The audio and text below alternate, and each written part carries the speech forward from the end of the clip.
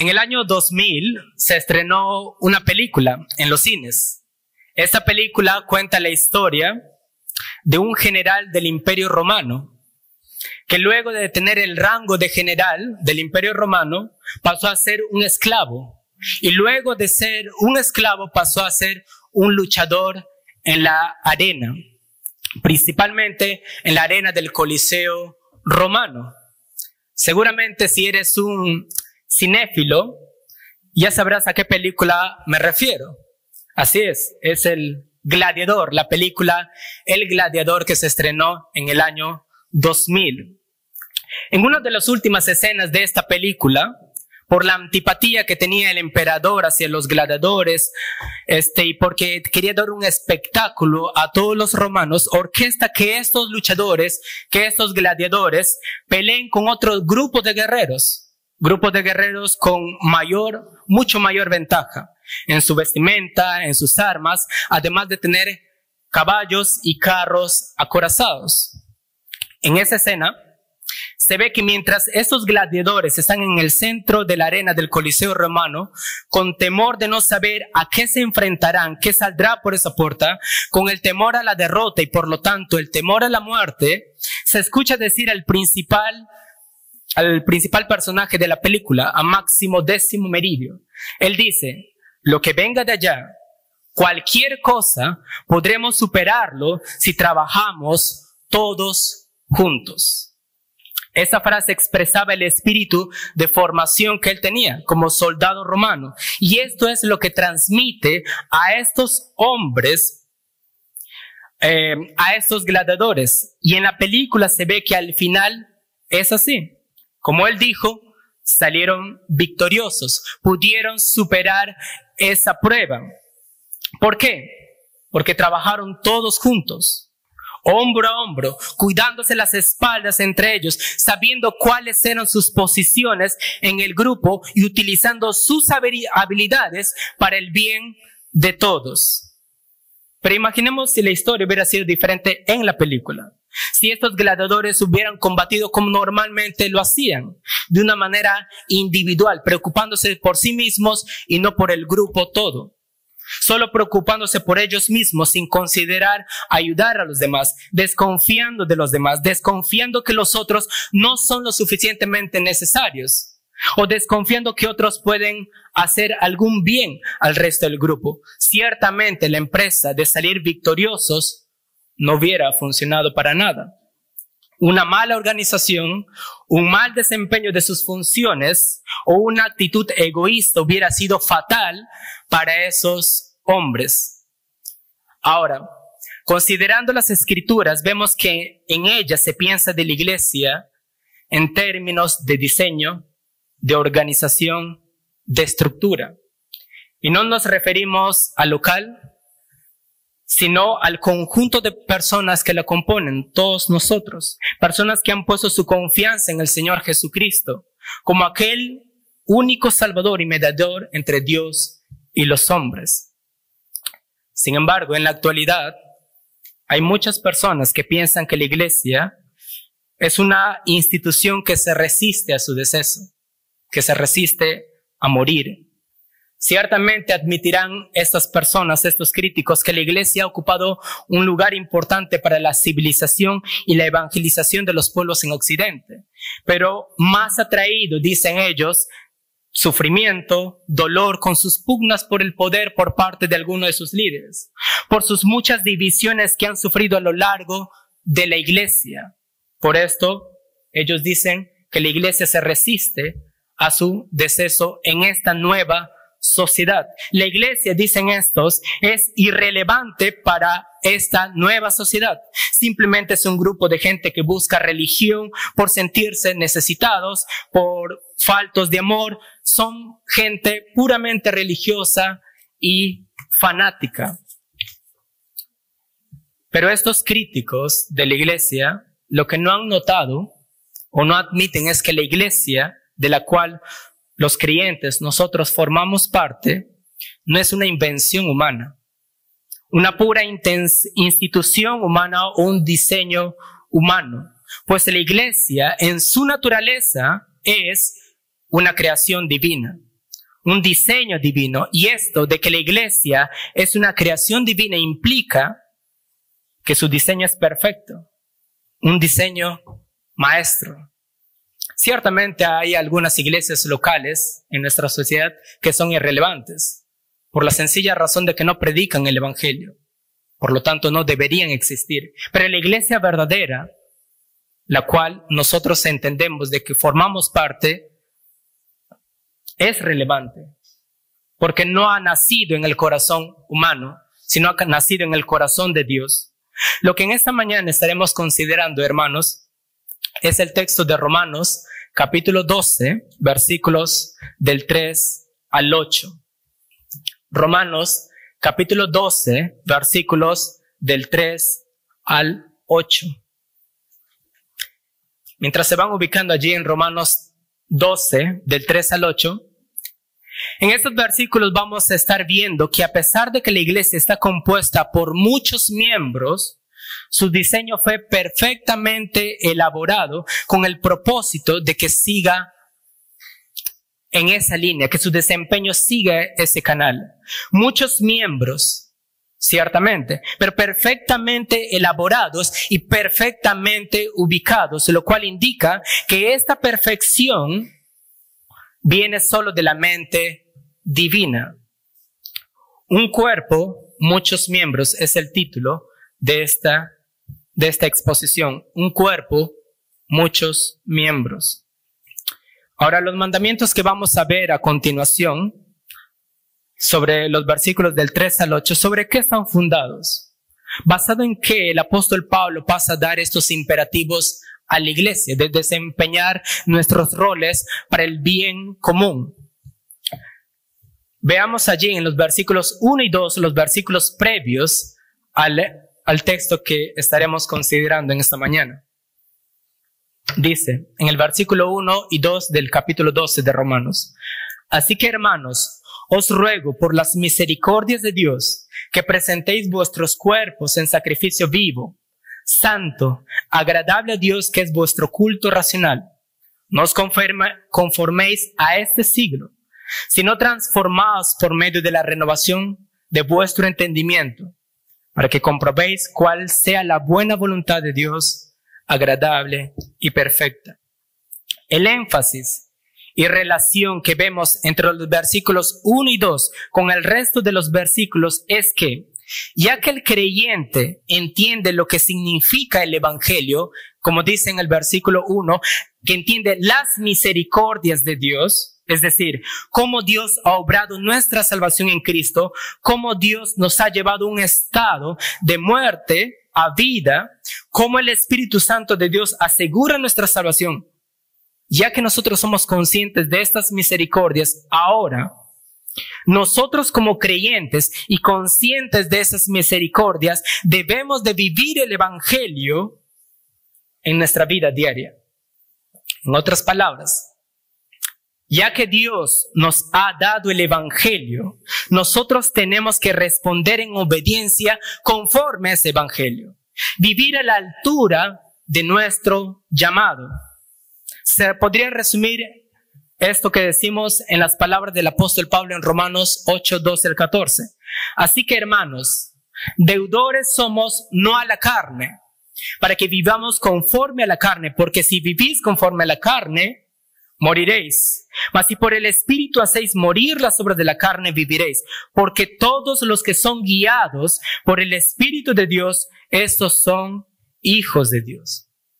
Y es en este contexto que nosotros debemos ver Romanos 12, del 3 al 8, no como una opción para obedecer, sino como tu obediencia se tiene que manifestar.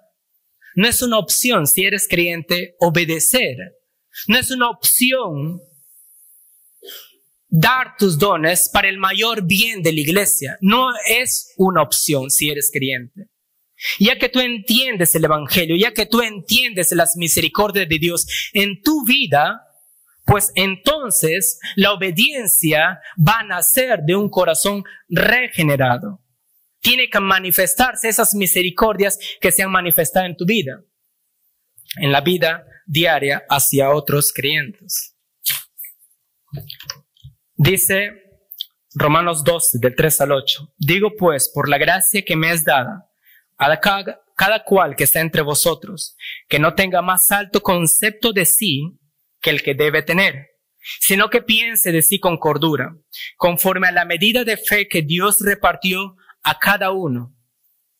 Porque de la manera que en un cuerpo tenemos muchos miembros, pero no todos los miembros tienen la misma función, así nosotros, siendo muchos, somos un cuerpo en Cristo y todos miembros los unos de los otros. De manera que, teniendo diferentes dones según la gracia que nos es dada, si el de profecía, úsese conforme a la medida de la fe, o si de servicio, en servir, o el que enseña en la enseñanza, el que exhorta en la exhortación, el que reparte con liberalidad, el que preside con solicitud, el que hace misericordia con alegría.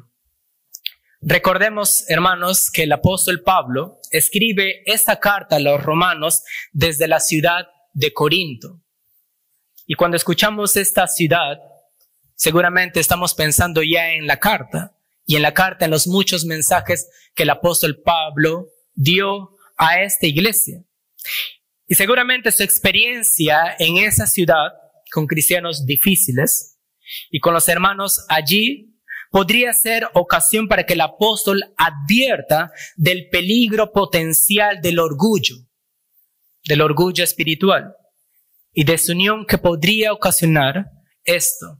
¿Dónde? En la iglesia de Roma. Seguramente Pablo, siendo consciente de lo difícil que es estas cosas, de caer en el orgullo espiritual, él en la ciudad de Corinto escribe esta carta a los hermanos y les advierte de estas cosas. En el versículo 3 dice, digo pues por la gracia que me es dada. Lo que debe llamar nuestra atención en estos versículos del 3 al 8, es que Pablo dice, en primer lugar, por la gracia que me es dada. Y más adelante, en el versículo 6, dice, de manera que, teniendo diferentes dones, según la gracia que nos es dada. En la primera parte, él habla en primera persona y después incluye a más personas. ¿Ambas referencias son lo mismo? ¿Se refiere a lo mismo? ¿Tienen la misma idea? No. Pues si leemos con cuidado, la primera referencia es a su apostolado, cuando dice, digo pues por la gracia que me es dada. Como dice en Romanos 15, versículo 15 y 16. Mas os he escrito, hermanos, en parte con atrevimiento, como para haceros recordar por la gracia que de Dios me es dada para ser ministro de Jesucristo a los gentiles. Pablo en esta primera parte, en el versículo 3, está hablando con autoridad apostólica. Lo que va a pasar a decir, entonces, viene no de su propio corazón, no de su propio pensamiento, no en su propia autoridad, sino habla con la autoridad divina.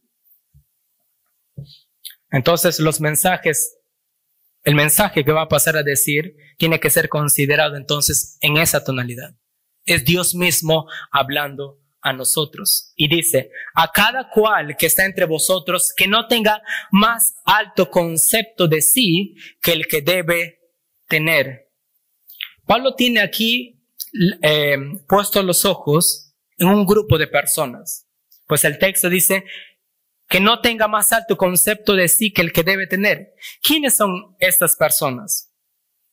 Sin dar muchas vueltas, podríamos decir que son los soberbios. Vamos a etiquetarlos de esta manera. Los soberbios, los orgullosos. Hermano, hermana, seguramente estás pensando, espero que el hermano esté escuchando este mensaje. Este es un mensaje para él, para ella. No, no es un mensaje para él o para ella, es un mensaje para ti, para mí. No pienses en términos de otros, piensa en términos tuyos, tú delante de Dios. Pues el hecho que estés pensando que otro necesita este mensaje más que tú es un indicativo que formas parte de este grupo. Hay una palabra clave, por otro lado, en este versículo que no debe pasar desapercibido, pero en nuestra traducción de la Reina Valera sí pasa desapercibido, y es el verbo, como dice allí, pensar. Que no tenga más alto concepto de sí mismo, de sí, que el que debe tener, sino que piense de sí con cordura. Y esto no se refiere al acto mismo de pensar, sino que se refiere a la dirección del pensamiento individual. Es decir, la opinión que tiene una persona sobre algo en particular. Y en este versículo es obvio que se refiere, en el versículo 3, que se refiere a la manera que una persona se ve a sí mismo.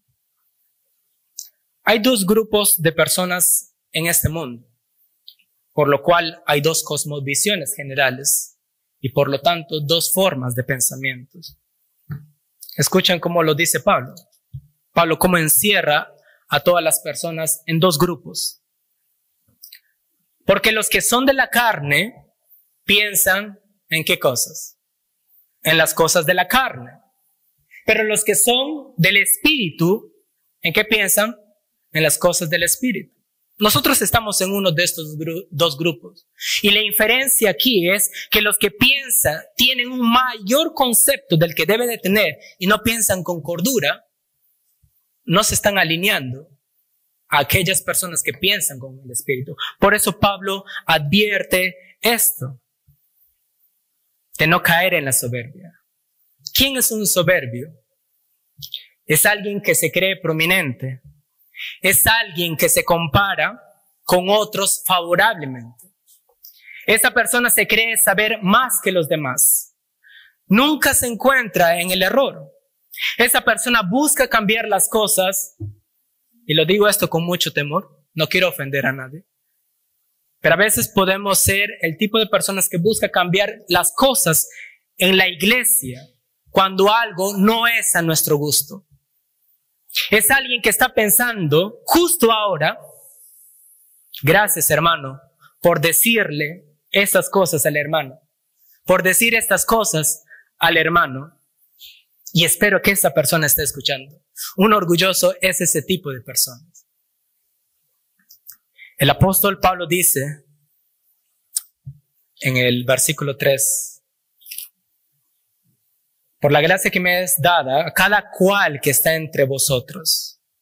Pablo se refiere a todos nosotros, que debemos de tener cuidado de no tener un mayor concepto de nosotros mismos que el que debemos tener. Es un mensaje para todos nosotros, hermanos. Todos nosotros tenemos orgullo en el corazón, o estamos inclinados a hacerlo, a tener este orgullo. Recordemos que Pablo dice en Romanos en el capítulo mismo que estamos viendo 12, versículo 2, transformaos por medio de la renovación de vuestro entendimiento. El creyente hace esto. Siempre se está viendo transformado por medio del conocimiento de la palabra de Dios. Y conforme a ese conocimiento, su mente va pensando de sí mismo con cordura. Como dice Pablo, sino que piense de sí con cordura. ¿Qué significa esto? ¿Qué significa pensar con cordura? Alguien que piensa con cordura es alguien que siempre está dispuesto a aprender, porque sabe que necesita aprender, porque sabe que necesita cambiar, porque reconoce sus pecados y por lo tanto tiene necesidad de arrepentirse y buscar ser más como Cristo. Es pensar de ti mismo equilibradamente, haciendo una evaluación realista de ti mismo. Es pensar no en que tienes todos los dones espirituales, y no es pensar que no tienes ningún don espiritual, porque si eres creyente, tienes un don espiritual. No es pensar que eres el más importante, y no es pensar que eres el menos importante en la iglesia. No es pensar que eres el que más puede dar, y no es pensar que eres el que menos puede dar.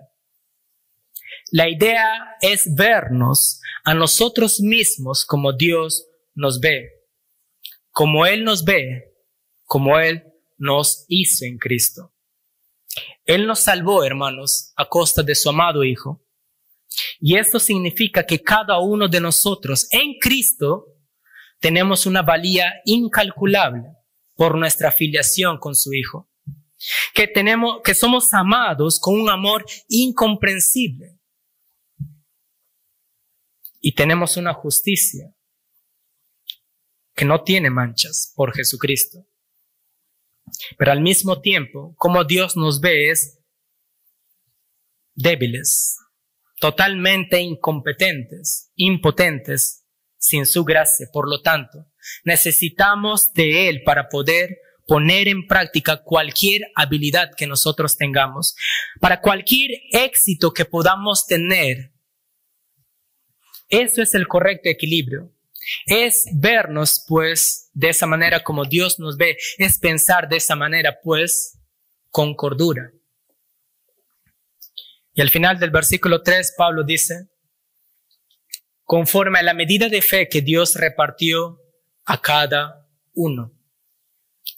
Lo que el apóstol Pablo realza aquí, cuando él dice a la medida de fe, es una referencia al estándar o al patrón de medida ante el cual debemos evaluarnos cada uno de nosotros. Es esa fe que los creyentes tienen en común como miembros en el cuerpo de Cristo. En otras palabras, cuando nos medimos entre nosotros mismos, evidencia que tenemos o necesitamos entrar en cordura. Cuando yo me comparo con ustedes o ustedes se comparan entre ustedes y creen que son mejor, eso es pensar no con cordura. Eso es tener un mal concepto de ti mismo. Pero cuando nos medimos frente al estándar que Dios ha revelado en su evangelio, entonces muestra que estamos pensando con cordura. La idea es no te compares con otros. Compárate con Dios, con lo que Él ha revelado. Compárate con su Hijo, con su evangelio. Eso es pensar con cordura. Y de esa manera hacemos una estimación real de nosotros mismos.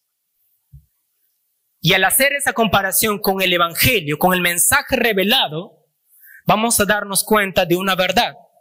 ¿Y cuál es esa verdad? Que somos pecadores necesitados de un Dios bondadoso. No te compares entonces a otro.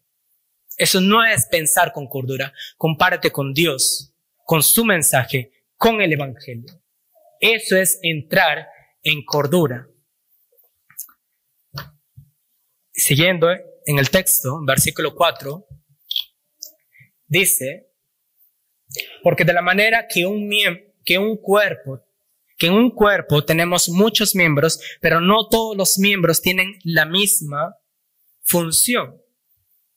En un cuerpo tenemos muchos miembros. Esta es una metáfora que agrada mucho al apóstol Pablo para describir a la iglesia.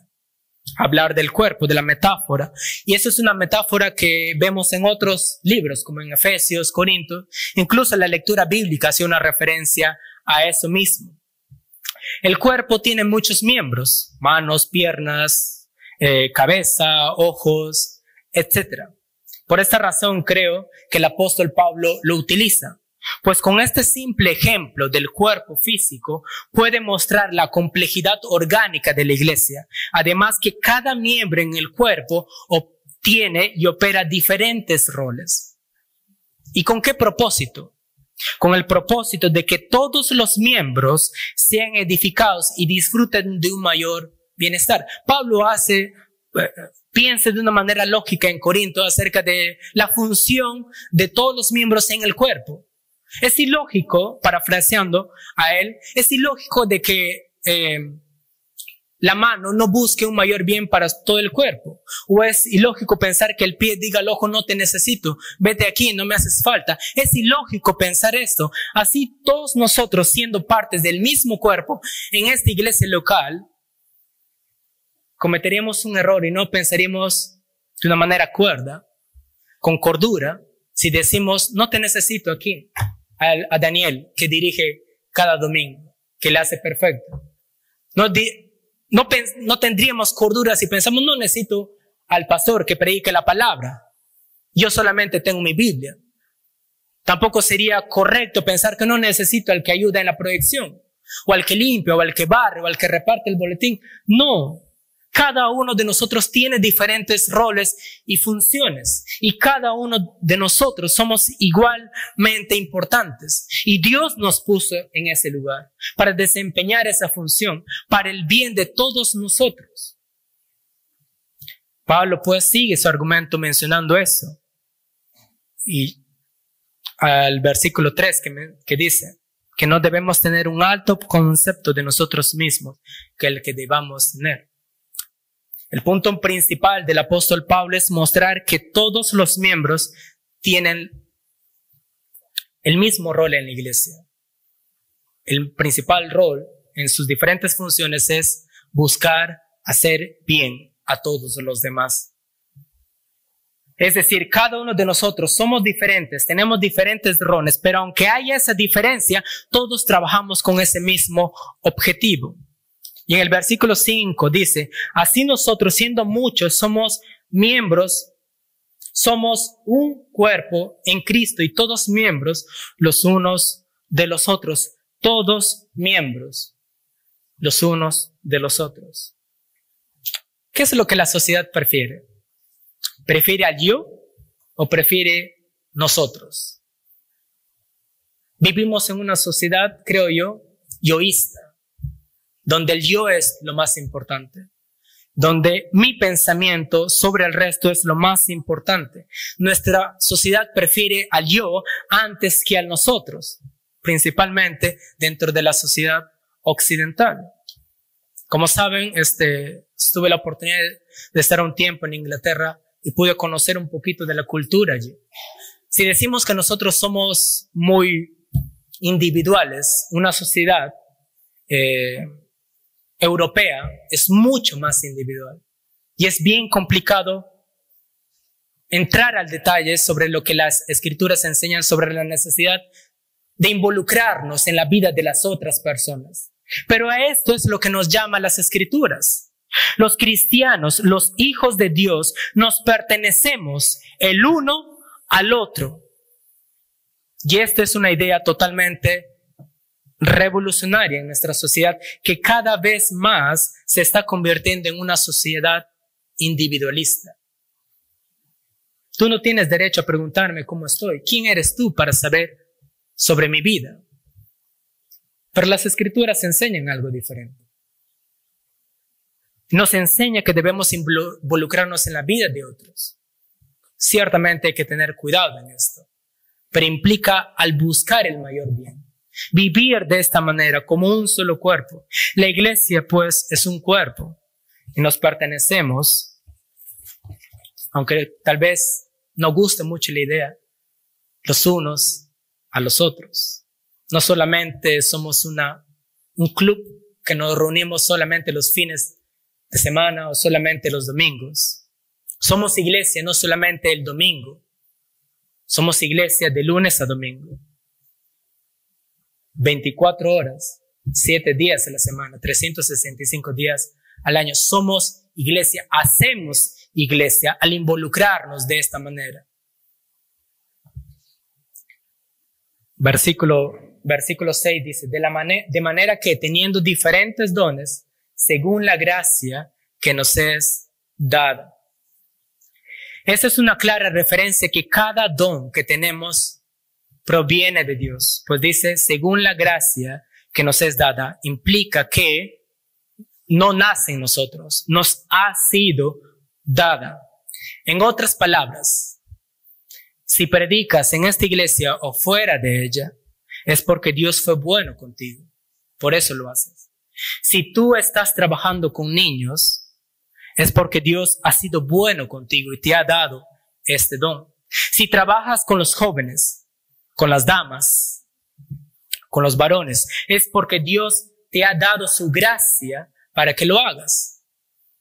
Si realizas diferentes servicios en la iglesia, cualquiera, es porque Dios ha sido bueno contigo. Si eres bueno visitando a los hermanos, visitando a los enfermos, a las viudas, a los necesitados, es porque Dios ha sido bueno contigo. No servimos a Dios porque somos indispensables, porque somos importantes en nosotros mismos. Servimos a Dios porque Dios ha sido bueno con nosotros. En ese sentido, no le damos nada a Dios. Le servimos porque Él nos ha dado su gracia para poder hacerlo, para poder servirle. Eso es pensar con cordura. A continuación vamos a pasar a ver acerca de una serie de dones que el apóstol Pablo menciona allí entre los versículos del 6 al 8. Y cabe resaltar que la lista de dones allí mencionadas no es exhaustiva. Es decir, solamente son algunos de los dones que se encuentran en la iglesia. Hay otros dones que no están mencionados aquí, se mencionan en otras cartas. Entonces, Pablo va a citar solamente algunos de los dones. El versículo 6 dice: según la gracia que nos es dada, si el de profecía, úsese conforme a la medida de fe. No voy a entrar en detalles, voy a dar simplemente algo rápido y general sobre lo que significa cada uno de estos dones. El de profecía dice: úsese conforme a la medida de la fe. Este don, aunque incorpora dentro de su labor para el Nuevo Testamento predecir cosas futuras, eso no era el principal trabajo de estos profetas. El principal trabajo de estos profetas en el Nuevo Testamento era el anunciar a la iglesia la información que Dios le había revelado al profeta para la edificación de la iglesia. Como dice en Corintios, primera carta a los Corintios, capítulo 14, versículo 3, pero el que profetiza habla a los hombres para edificación, exhortación y consolación.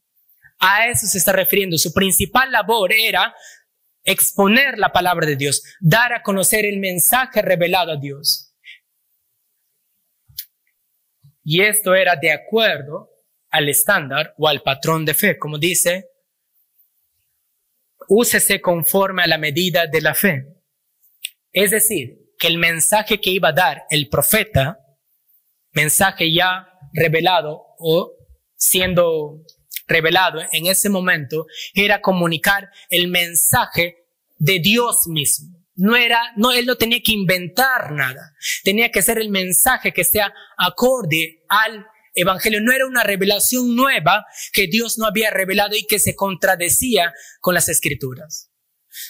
El profeta, entonces, en ese sentido, tenía que dar a conocer que el mensaje manifestado o dado a conocer estaba de acorde a las escrituras. Por eso dice allí: conforme a la medida de la fe. Otro de los dones que allí menciona el apóstol Pablo es el servicio. Este término viene de la palabra en griego diaconía. De allí la palabra que nosotros utilizamos para referirnos a algunas personas que realizan un trabajo diaconal. Y tenemos algunos aquí en esta congregación. Y la palabra se refiere principalmente al servicio. Esta palabra se refiere al servicio entonces que damos a los demás. Y aunque no tengas el título de diácono, no significa de que no debas servir. Tienes dones y estos dones están dados a ti para que los sirvas. En la música, en la dirección, en la enseñanza, en cualquiera de los dones o habilidades que Dios te ha dado para el bienestar de la iglesia. Y esto conlleva el servir a otros. No debe ser con una actitud soberbia o con un carácter de estatus elevado. El servicio implica algo muy importante que ya inferimos a lo largo de este mensaje, y es la humildad. Que para ser sinceros y ser honestos con nosotros mismos, cuesta. Pero es posible, porque tenemos el Espíritu Santo, el Espíritu de Cristo, el servir a otros con amor, con sinceridad, con transparencia. Otro de los dones que allí se menciona es la enseñanza. El que enseña, dice allí en el versículo 7, en la enseñanza, a diferencia del profeta que tiene la capacidad de poder recibir revelación por parte de Dios para comunicar al pueblo, el que enseña lo tiene que hacer solo conforme a lo que está revelado. Nada más. Creo que podríamos marcar esa pequeña diferencia allí. En el versículo 8 dice, el que exhorta en la exhortación. Principalmente la labor de los que tienen este don, es decir, de exhortar, es la de animar y motivar a los otros cristianos a obedecer la palabra de Dios, a obedecer la verdad de Dios. Es esa sensibilidad de poder animar a los desalentados, de poder fortalecer a aquellos débiles con el mensaje de la palabra de Dios. Está muy relacionado a la visitación de los necesitados, de las viudas, de los enfermos, aquellos que alcanzan una empatía rápido con las otras personas. Otro de los dones que allí se menciona es el que preside con solicitud. En otras palabras, es la generosidad. La generosidad es una probable referencia al creyente que distribuye los recursos de la iglesia de una manera equitativa y según la necesidad de las personas, o incluso a las personas que teniendo dan de sus propios recursos para bendecir a otros. Y no necesariamente estamos hablando de los que tengan más dinero, sino que teniendo algo para compartir lo hacen de buena gana. Como dice allí, que preside el que reparte con liberalidad. El que reparte con liberalidad, una mejor o posible traducción sería el que reparte, que lo haga con simplicidad de corazón. Es decir, el que reparte tiene que hacerlo con sencillez de corazón y con sencillez de intención también. No das a otros y estés mostrando que estás dando. O no das a otros con el propósito de que esa persona te deba un favor. Lo haces con buena intención, con sencillez de corazón, con simplicidad. También allí dice en el versículo 8, el que preside que lo deba hacer con solicitud.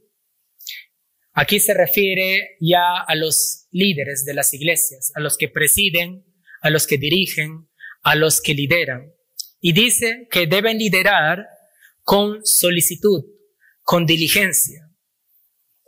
Pablo posiblemente esté pensando en esos hermanos que podrían caer en el desánimo. Y hay que ser realistas.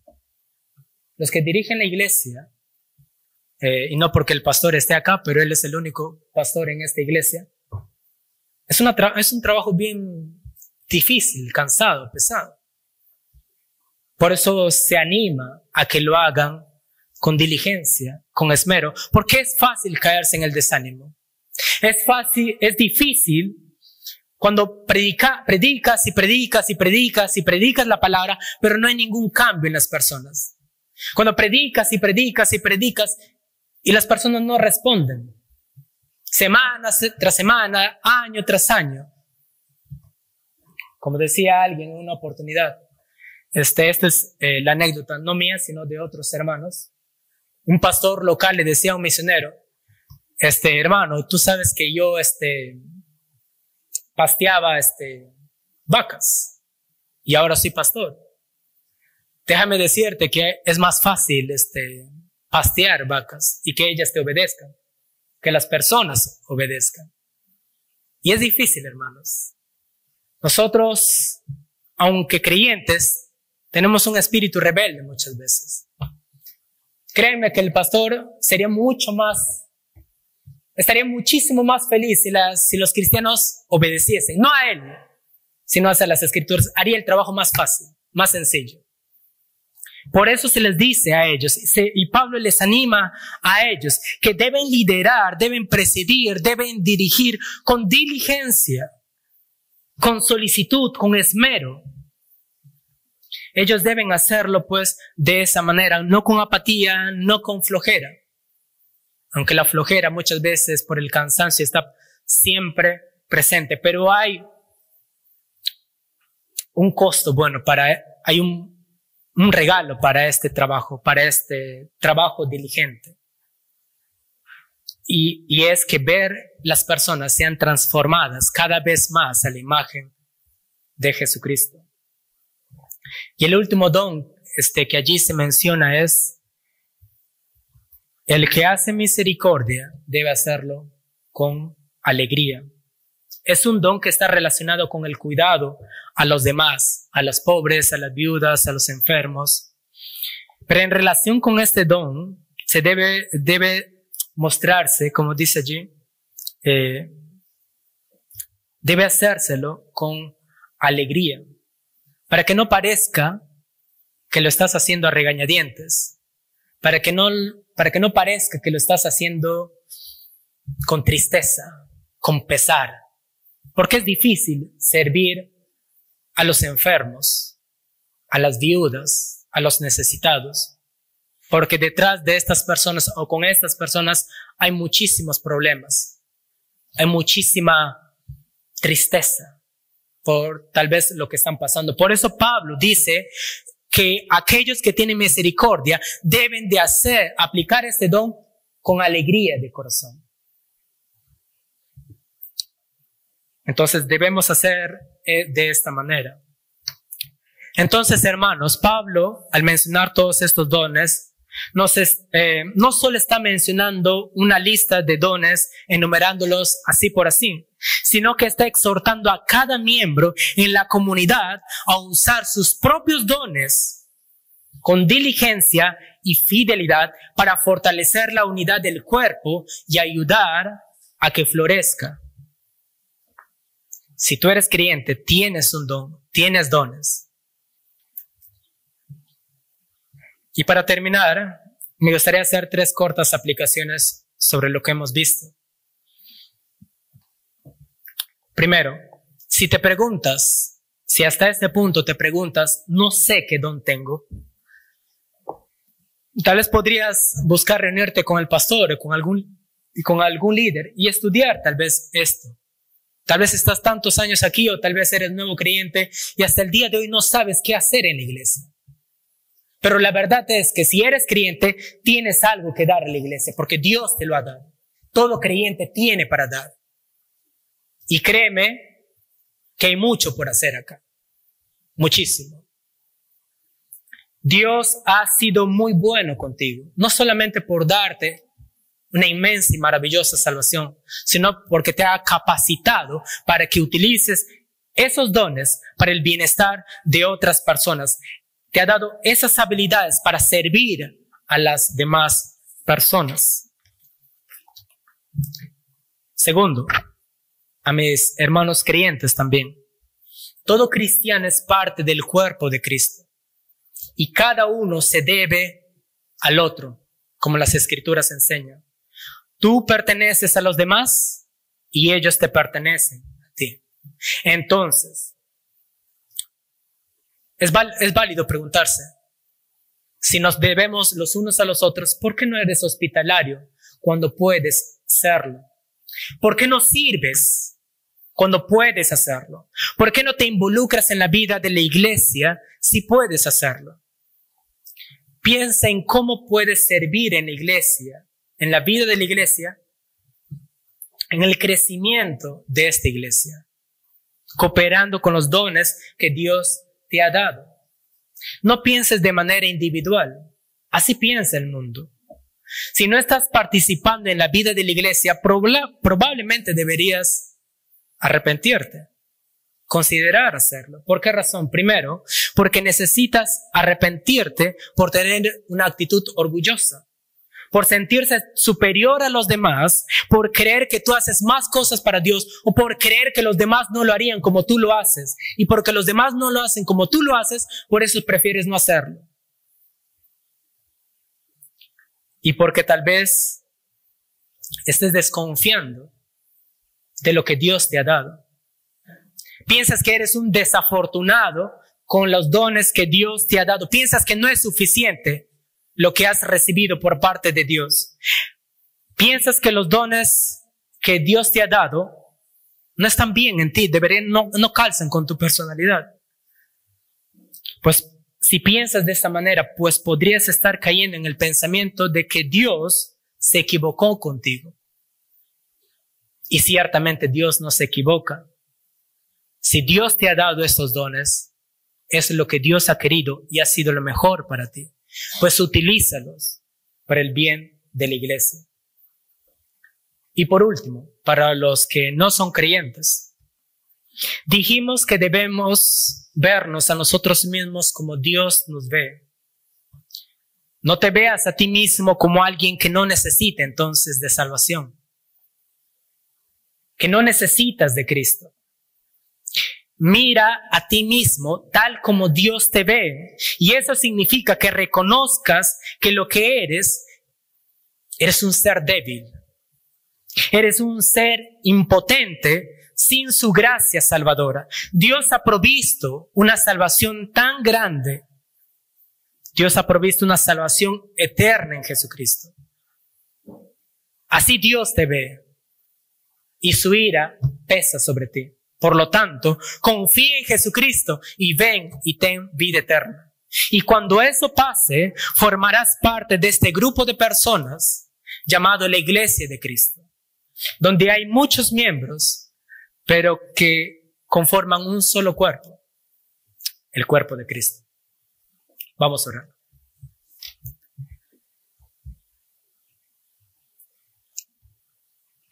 Padre bueno, te agradecemos por tu palabra, ya que esta nos enseña y nos recuerda, Señor, que todo dádiva, todo don perfecto viene de lo alto, viene de ti.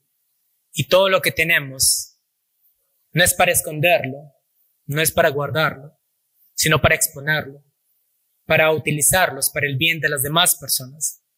Danos de tu gracia, oh Dios, y mueve nuestro corazón, mueve, Señor, lo que somos para el mayor bien de la iglesia, para glorificar tu nombre, pues de esta manera, sirviendo a los demás. Obra en nosotros, oh Dios, un corazón humilde, sincero, transparente, sencillo, que podamos servir a los demás, no con egoísmo, no con orgullo, no con jactancia, que se borre de nuestro corazón y de nuestros labios el yo hice esto, yo hice aquello, sino que pensemos con cordura, que pensemos que todo lo que hacemos, todo lo que tenemos es por ti, que no es nosotros o no somos nosotros, sino es que es la gracia tuya en nosotros. Gracias, Padre, por esta oportunidad de poder reflexionar en estas cosas. Guía pues a tu iglesia, que esta iglesia crezca, ciertamente de una manera espiritual, pero también en número, ya que podemos hacer esto si predicamos el evangelio a más personas y entendemos de que tú vas a añadir a esta congregación los que han de ser salvos, pero fortalécenos para que podamos predicar el evangelio, pues. Gracias por todo lo que tú haces en nosotros y aún lo que seguirás haciendo. Glorifícate en esta iglesia, glorifícate en todos nosotros, porque te lo pido en el nombre de Jesucristo. Amén.